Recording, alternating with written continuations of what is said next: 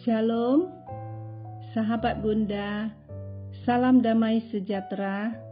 Bersyukur kepada Tuhan, saya bisa kembali melanjutkan cerita hidup saya ini.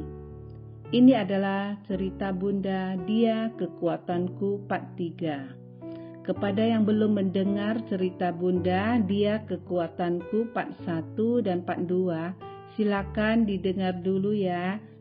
Di part 2 telah saya ceritakan anak kedua saya dari seorang anak yang sehat dan lincah menjadi tidak bisa jalan.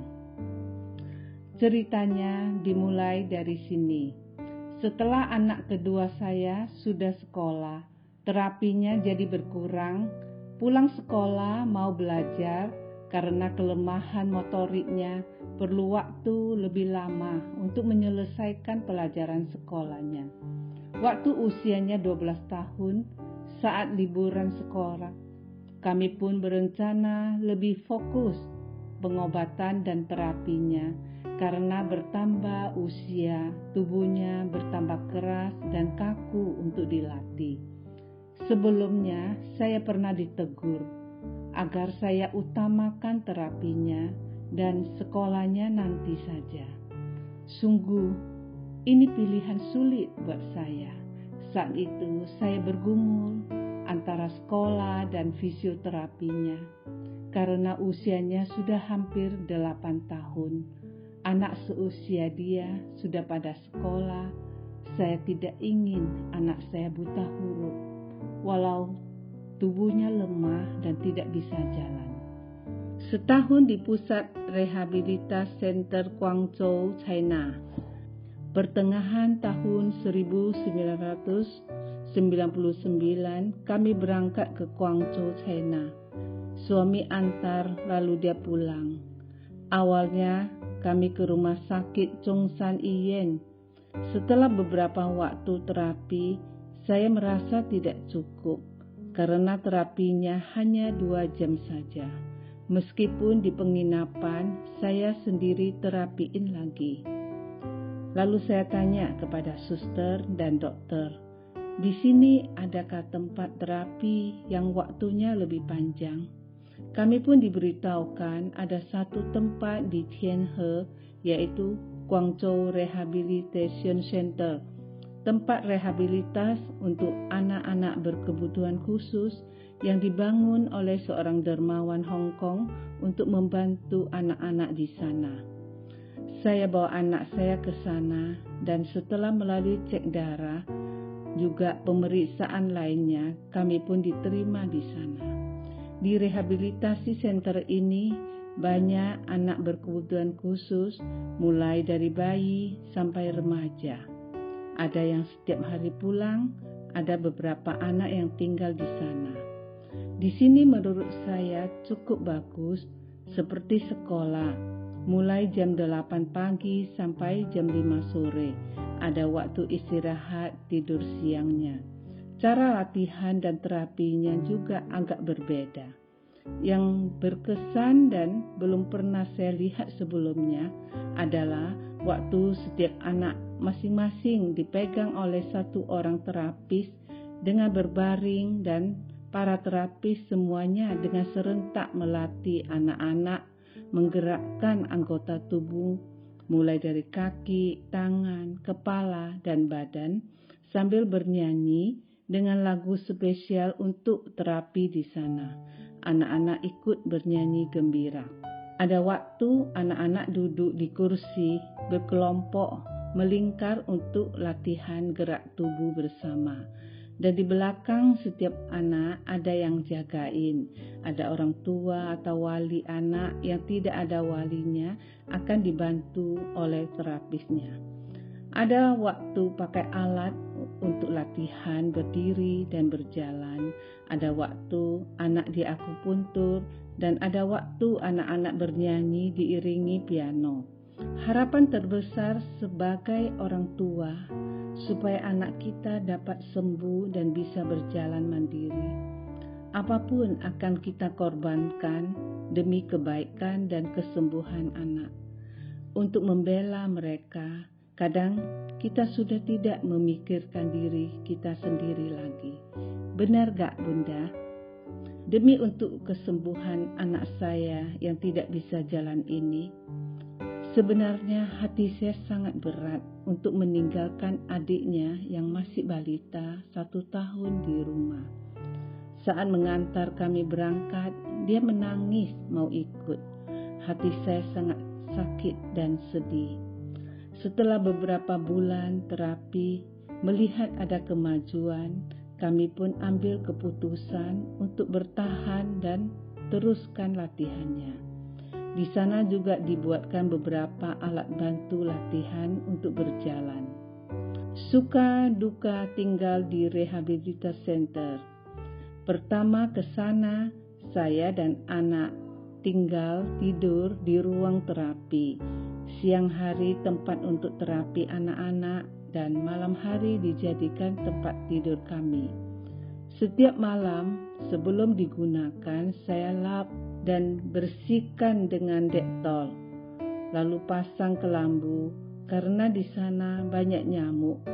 Saat awal tinggal di sana, bangun tidur saya dan anak di tangan dan kaki kami penuh dengan ratusan bintik-bintik merah.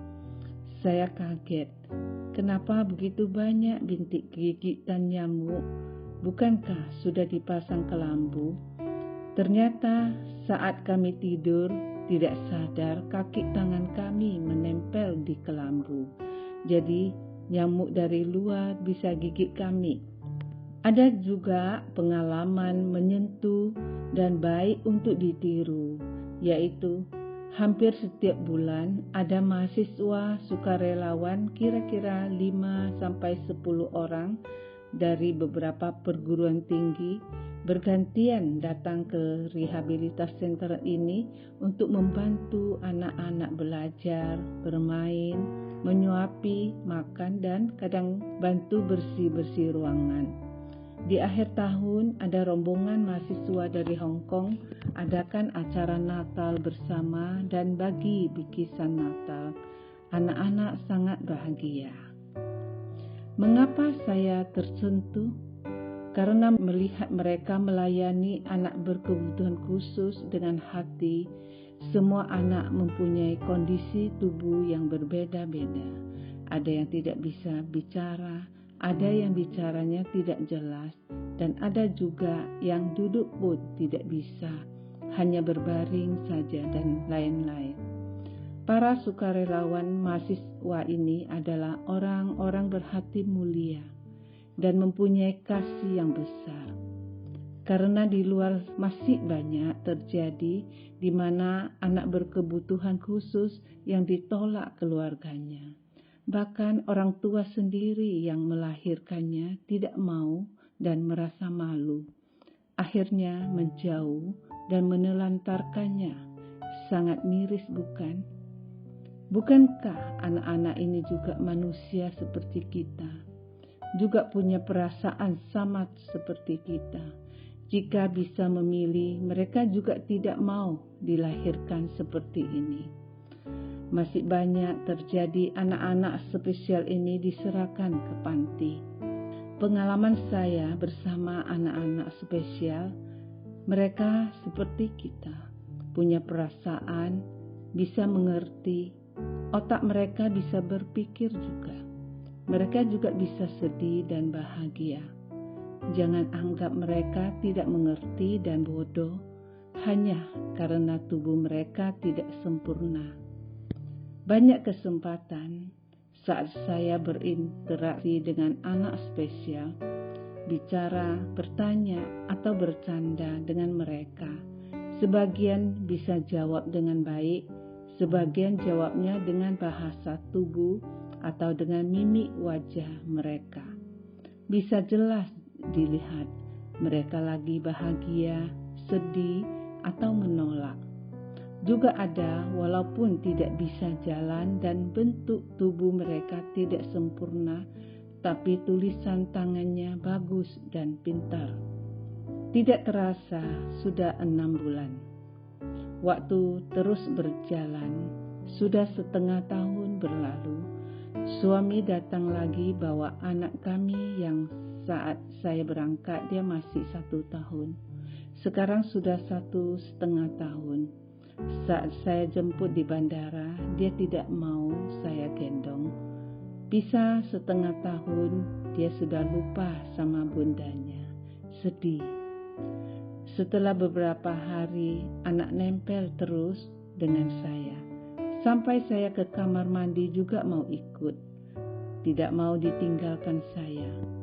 Saat sedih adalah waktu anak kecilku mau pulang kembali ke Indonesia.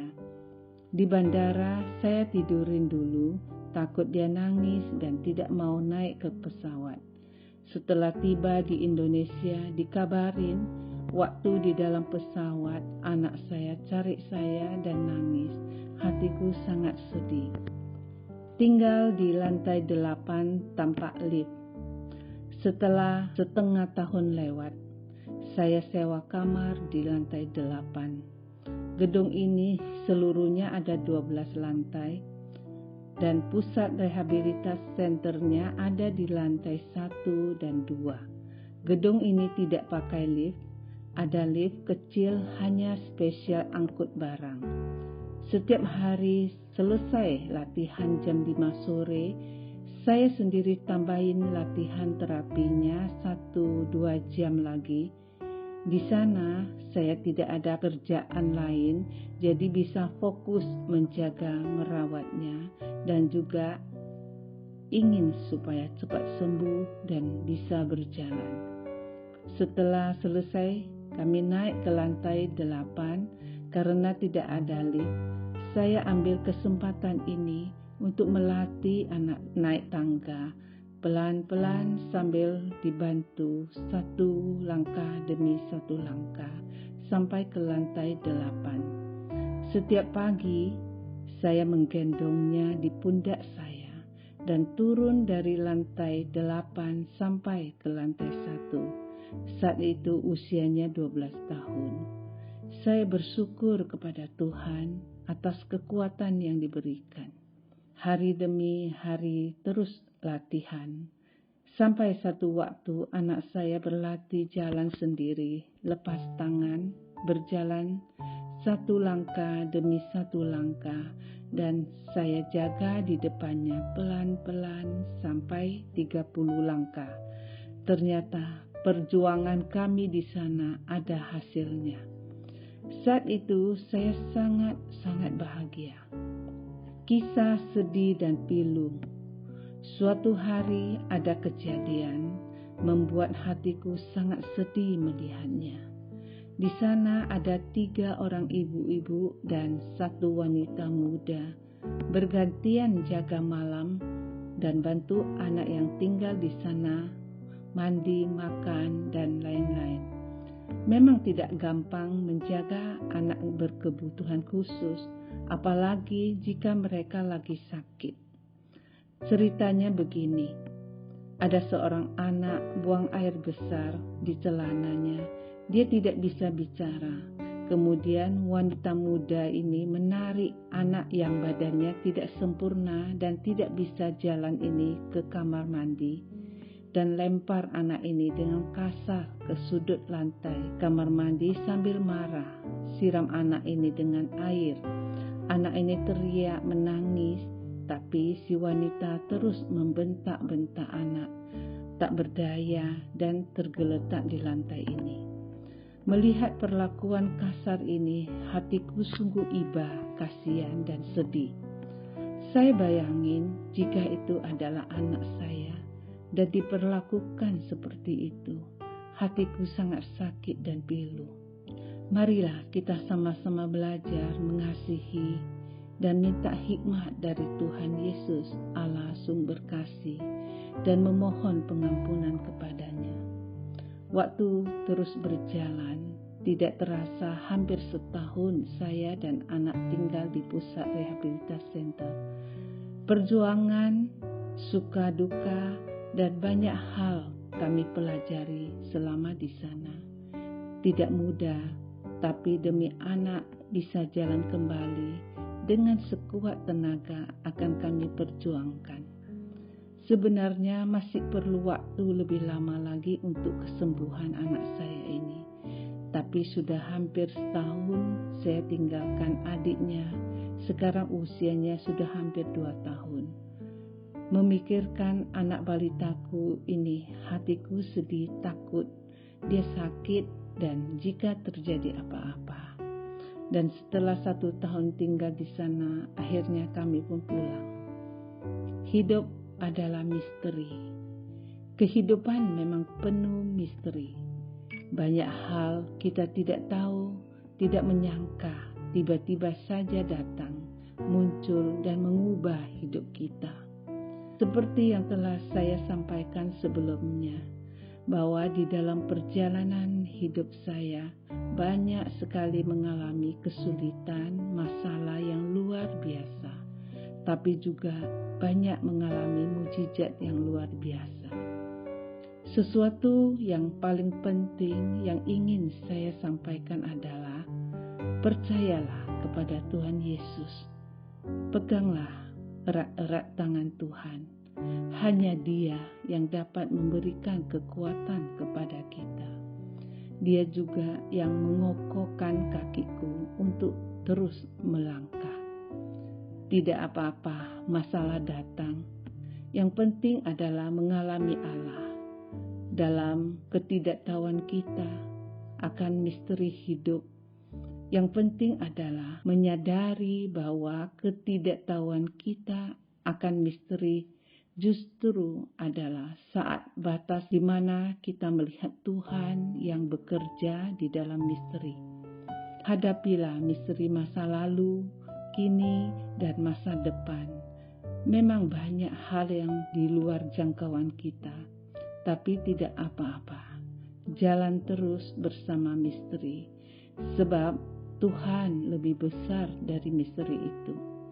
Terimalah dengan tangan terbuka, maka apapun yang datang dalam kehidupan, apapun itu, pahit, asam, getir, manis, atau tawar, tidak akan pernah merenggut kita dari ketakjuban yang penuh syukur akan Tuhan dan misteri kasih-Nya. Kemarin aku kuat karena Tuhan menopangku. Hari ini aku masih kuat karena Tuhan menjagaku. Dan besok pun aku akan tetap kuat karena Tuhan selalu besertaku. Dia adalah kekuatanku. Terima kasih, semoga cerita saya ini bisa bermanfaat. Mari kita saling membangun dan saling menguatkan, dan tetap semangat.